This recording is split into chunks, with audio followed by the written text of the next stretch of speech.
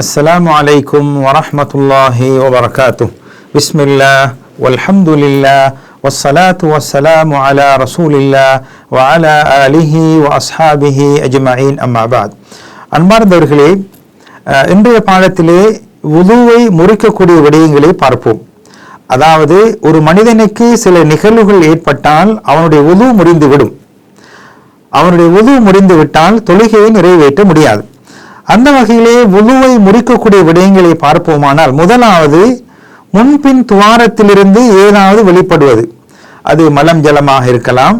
முன்பின் துவாரத்திலிருந்து ஏதாவது ஒன்று வெளிப்பட்டால் அவனுடைய வுது முறிந்துவிடும்.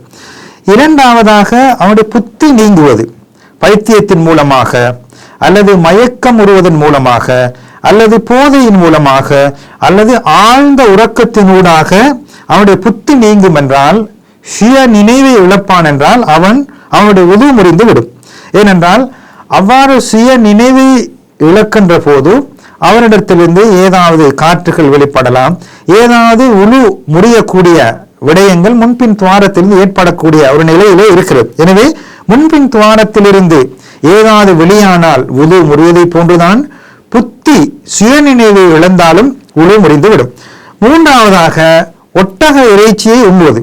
ஒட்டக இறைச்சியை உண்ணுவதும் வுதுவை முறித்துவிடும்.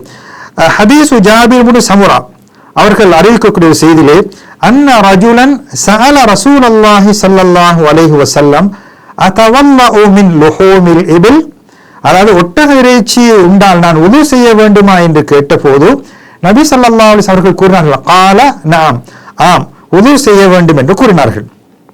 முன்பின் துவாரத்திலிருந்து ஏதாவது வெளிப்படுவது, புத்தி நீங்குவது, ஒட்டக இறைச்சி சாப்பிடுவது, இவைகள் வுதுவை முறிக்கக்கூடிய விடயங்களாக இருக்கிறது.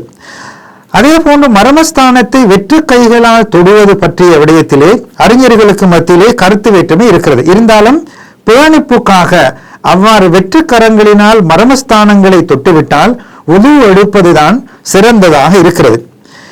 இவ்வாறு வுதுவை முறித்து கொண்ட ஒரு மனிதன், வுது இல்லாமல் இருக்கின்ற ஒரு மனிதனுக்கு சில விடயங்கள் தடுக்கப்பட்ட ஹராமாக்கப்பட்ட விடயங்களாக மாறிவிடும். அதாவது வுது இல்லாத நிலையிலே தொழுவது ஹராமாகும். அதே போன்று குர்ஆனை தொடுவதும் தடுக்கப்பட்ட ஒரு விடயமாக இருக்கிறது. வுது எடுத்ததற்கு பின்னால் தான் தொழுவது, குர்ஆனை தொடுவதை போன்ற விடயங்களை வைத்துக் கொள்ள வேண்டும்.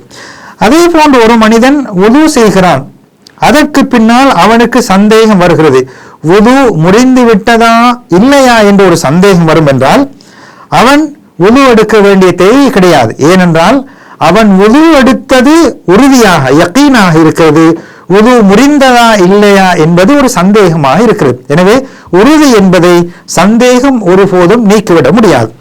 அதே நேரத்திலே ஒரு மனிதனுக்கு வுது முறிந்து விட்டது, அதற்கு பின்னால் வுது எடுத்தேனா இல்லையா என்பது பற்றிய ஒரு சந்தேகம் ஏற்படுகிறது. இந்த நேரத்திலே அவன் கட்டாயமாக வுது செய்ய வேண்டும். ஏனென்றால் வுது முறிந்தது என்பதுதான் உறுதியாக இருக்கிறது, வுது எடுத்தேனா இல்லையா என்பது சந்தேகமாக இருக்கிறது. எனவே சந்தேகம் என்பது உறுதியை நீக்கிவிட முடியாது. எனவே வுது முறிந்ததுதான் உறுதி, வுது எடுத்தேனா இல்லையா என்பது சந்தேகமாக இருக்கிறது. எனவே அவன் வுது எடுக்க வேண்டும்.